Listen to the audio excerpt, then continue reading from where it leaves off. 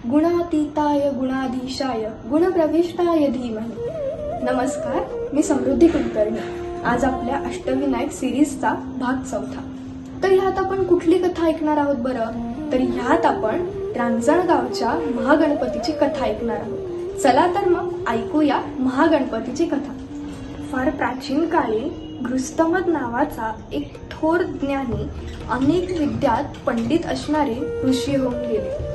ते थोर गणेश भक्त होते। एकदा त्याच्या शिंकेतून एक लाल रंगाचा मुलगा बाहेर पडला। गृहस्थमदाने त्याला आपले पुत्र मानले। मी मोठा होऊन त्रैलोक्यावर राज करेल आणि इंद्रालाही जिंकेल, असे तो मुलगा म्हणाला। मग गृहस्थमदाने त्याला गणानां त्वाम या गणेश मंत्राचा उपदेश केला। त्या मुलाने वनात जाऊन गणेशाची आराधना केली। गणेशाने प्रसन्न होऊन त्याला प्रचंड सामर्थ्याचं वर दिलं।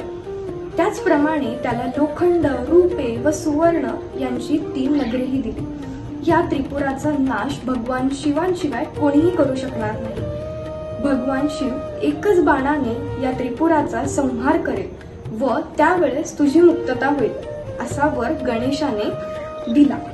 तो मुलगा त्रिपुरासूर या नावाने प्रसिद्ध झाला। गणेशाने दिलेल्या वरामुळे त्रिपुरासूर उन्मत्त झाला।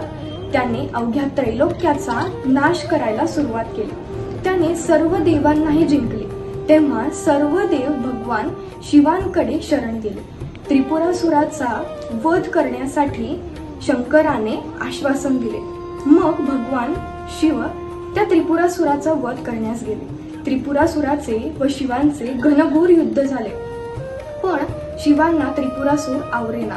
तेव्हा नारदांनी त्यांना भेटून सांगितले की युद्धारंभी तुम्ही विघ्नहारी गणेशाचे स्मरण केले नाही, म्हणून विजय मिळाला नाही। मग नारदांनी शंकराला प्रणम्य शिरसा देवम हे प्रसिद्ध स्तोत्र सांगितले। शंकरांनी त्या स्तोत्राने गणेशाची आराधना केली। त्यातून त्यांच्या मुखातून एक उग्र पुरुष बाहेर पडला व मीच गणेश असे सांगून वर मागण्यास सांगितले। त्रिपुरासुराचा विजय मिळवावा असा वर शिवांनी मागितला। तेव्हा गणेशाने प्रकट होऊन वर दिला व त्या स्थानाला रांजणगाव म्हणतील असे सांगून गणेश अदृश्य झाला। मग शिवाचे व त्रिपुरासुराचे प्रचंड असे युद्ध झाले।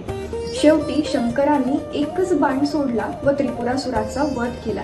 ही घटना जिथे घडली ते स्थान म्हणजे रांजणगाव आणि त्याच गणपतीला आपण महागणपती असे म्हणतो। कशी वाटली आजची कथा? छान वाटली असेल तर नक्की लाईक करा आणि सबस्क्राईब करा। धन्यवाद। गणपती बाप्पा मोरया।